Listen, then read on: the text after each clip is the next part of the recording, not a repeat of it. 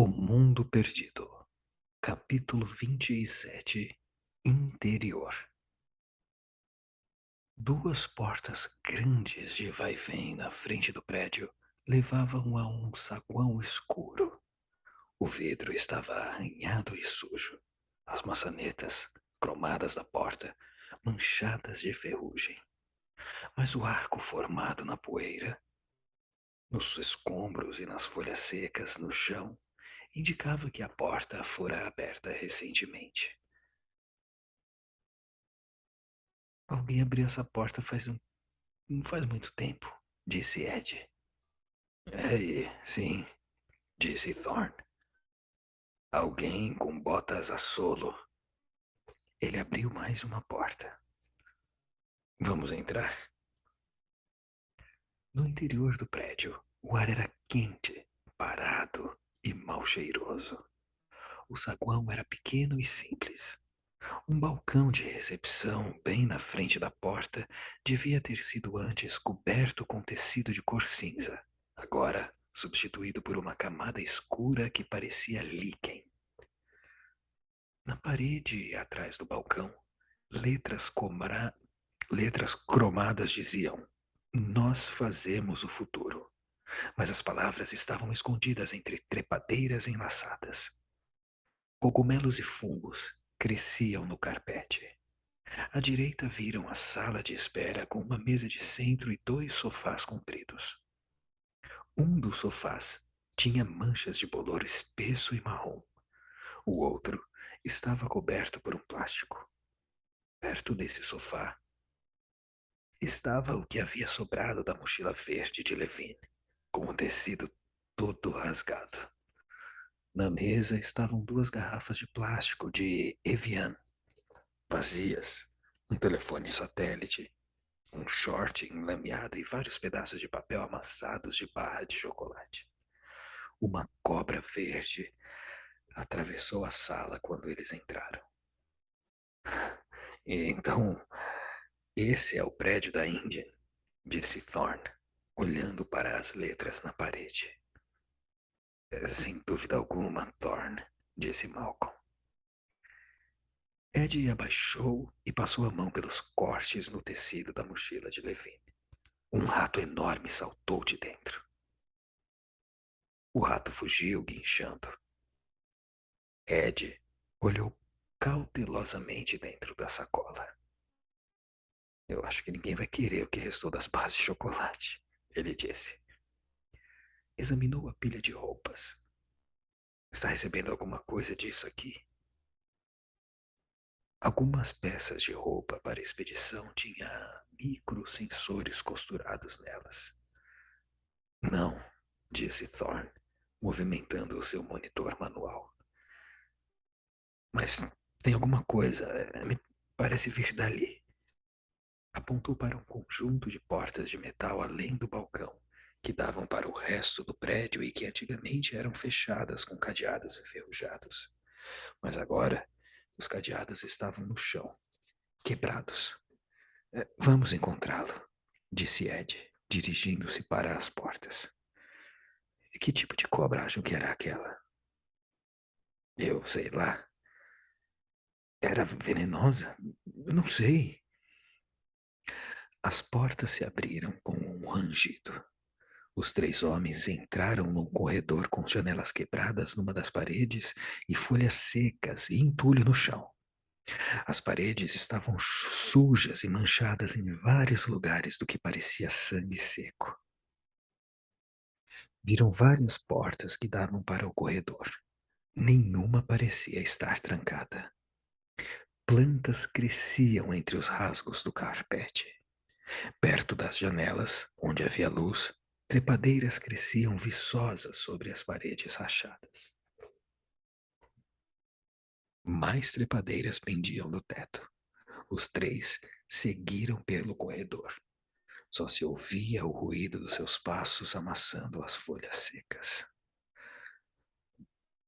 O sinal está ficando mais forte, disse Thorne, olhando para o monitor.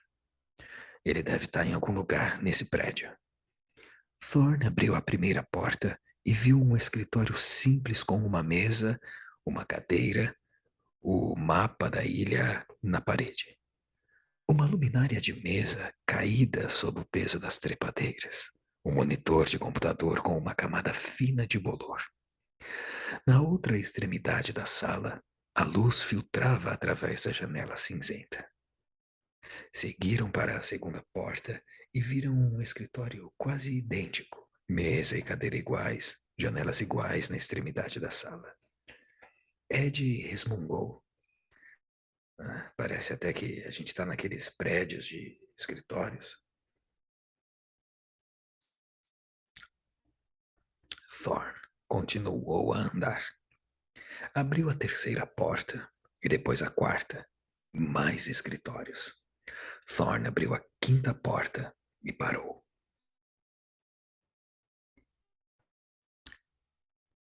Ele estava numa sala de conferências, muito suja, com entulhos e folhas. Havia fezes de animais na longa mesa de madeira no centro da sala. A janela estava imunda. Thorne aproximou-se do mapa enorme que cobria toda uma parede da sala de conferências. Viu alfinetes de várias cores no mapa.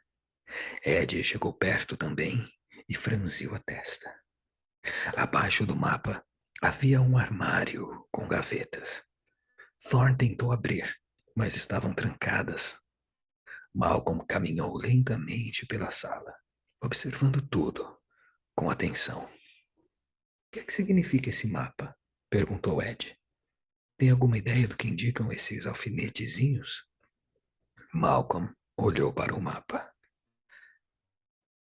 20 alfinetes em 4 cores diferentes, 5 de cada cor, dispostos num pentagrama, ou pelo menos num padrão de 5 pontas, dirigidos a todas as partes da ilha. Eu diria que parece uma rede. Arby não disse que havia uma rede nessa ilha? Sim, ele disse. Interessante. Bem, vamos deixar isso agora, disse Thorne. Voltou para o corredor, seguindo o sinal de sua unidade manual. Malcolm saiu, fechou a porta e eles continuaram pelo corredor, seguindo o sinal de Levine. No fim do corredor, havia 2 portas de correr onde estava escrito entrada permitida somente a pessoal autorizado. Thorne espiou pelo vidro, mas não dava para ver muita coisa. Teve a impressão de um vasto espaço e maquinário complexo, mas o vidro tinha linhas espessas de sujeira. Era difícil ver lá dentro. Você acha mesmo que sabe para que é que servia esse prédio? Ele perguntou a Malcolm. Eu sei exatamente para o que era, respondeu Malcolm. É uma fábrica de dinossauros. E para que alguém ia querer fazer uma coisa dessa? Perguntou Ed. Ninguém queria, disse Malcolm. Por isso eles guardaram o segredo. Mas eu não entendo, disse Ed. Malcolm sorriu. É uma história longa, Ed. Tentou abrir as portas, mas não conseguiu. Ele fez mais força. E então, de repente, com um rangido metálico, elas correram para os lados. Eles entraram na área escura. As lanternas mostravam um corredor completamente escuro. Para compreender, para compreender esse lugar, preciso retroceder uns 10 anos para um homem chamado John Hammond e um animal chamado Quagga. Um animal chamado do quê? O Quagga, disse Malcolm. É um animal africano, parecido com a zebra. Ele foi extinto no século passado, mas na década de 1980, alguém usou as técnicas que havia mais avançadas de extração do DNA num pedaço de pele de quagga e conseguiu retirar uma grande quantidade de DNA. tanto que começaram a falar em trazer o quagga de volta à vida. E se podiam trazer o quagga, por que, que não poderiam trazer outros animais, animais extintos, o dodô, o tigre dente de sabre, ou até mesmo até mesmo os dinossauros?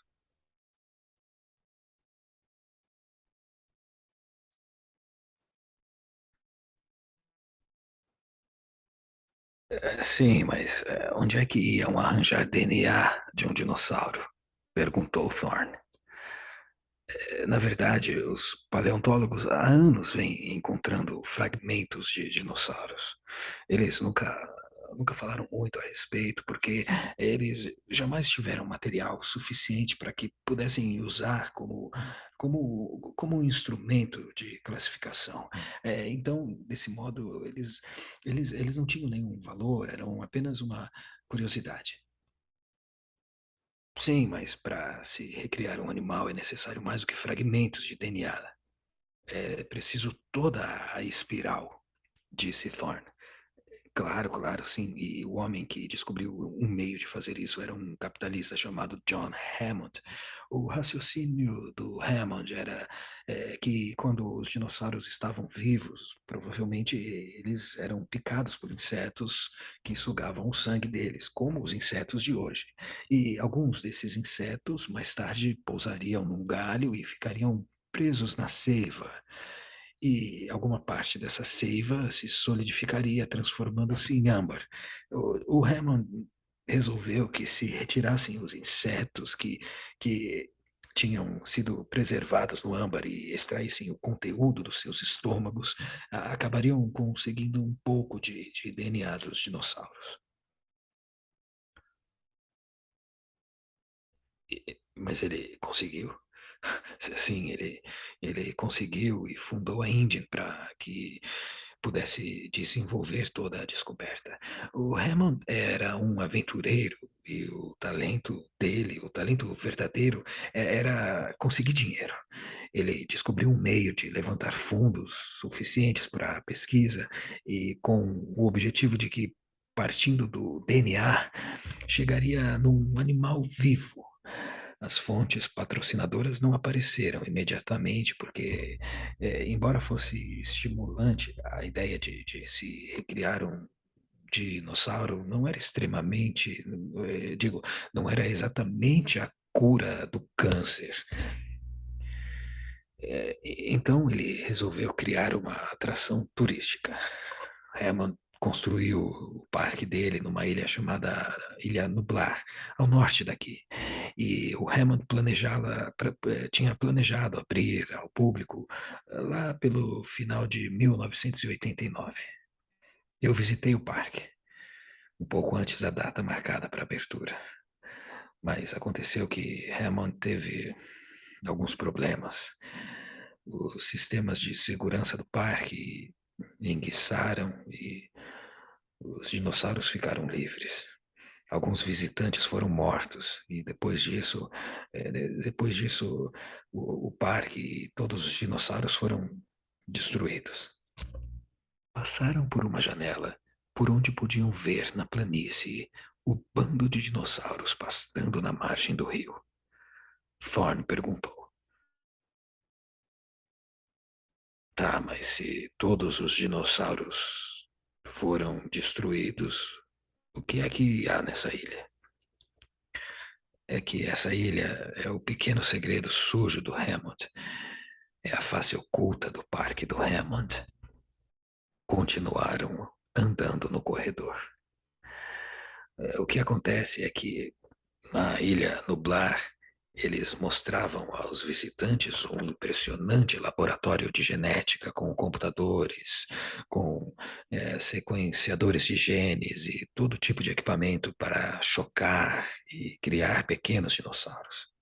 Eles diziam que os dinossauros eram criados lá mesmo, ali mesmo no parque. E a visita ao laboratório era muito convincente. Mas na verdade, vários processos não constavam no roteiro dos visitantes. Numa sala, ele mostrava o DNA do dinossauro sendo extraído. Na sala seguinte, ele mostrava os ovos prontos, prontos para abrir.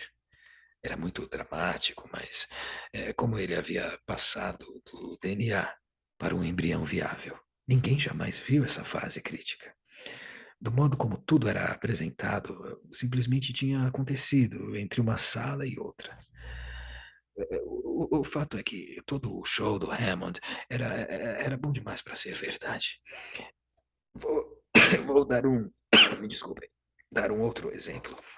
O Hammond, ele tinha uma chocadeira onde os pequenos dinossauros eles saíam dos ovos enquanto os visitantes olhavam, maravilhados. Mas nunca houve qualquer problema na chocadeira. Nenhum natimorto, nenhuma deformidade, nenhuma dificuldade de qualquer tipo. Na apresentação do Hammond, essa tecnologia assombrosa era processada sem qualquer obstáculo. E pensando bem, isso não era possível. O Hammond afirmava que fabricava animais extintos usando uma tecnologia inovadora, mas com qualquer nova tecnologia de fabricação, o produto inicial é escasso, na ordem de 1% ou menos. Sendo assim, de fato, Hammond devia criar milhares de embriões de dinossauros para conseguir um único vivo. Isso implicava uma gigantesca operação industrial, não o pequeno e imaculadamente limpo laboratório que o Hammond mostrava no parque dele. Você está falando então disso tudo aqui, disse Thorne. Sim, aqui, numa outra ilha, em segredo, longe da curiosidade do público, Hammond estava livre para fazer a pesquisa e, e trabalhar com a verdade desagradável disfarçada pelo belo e pequeno parque. O pequeno zoológico genético de Hammond era como uma vitrine, mas aqui, nesta ilha, a coisa era real. Era aqui que os dinossauros eram feitos. Mas se os animais no zoológico foram destruídos, disse Ed, como é que não foram destruídos os dessa ilha também? Tá aí uma boa pergunta, Ed. Saberemos a resposta dentro de alguns instantes. Malcolm iluminou o túnel com a lanterna e a luz refletiu nas paredes de vidro. É porque, se eu não estou enganado, a primeira unidade de fabricação está logo ali adiante. Fim do capítulo 27, Interior.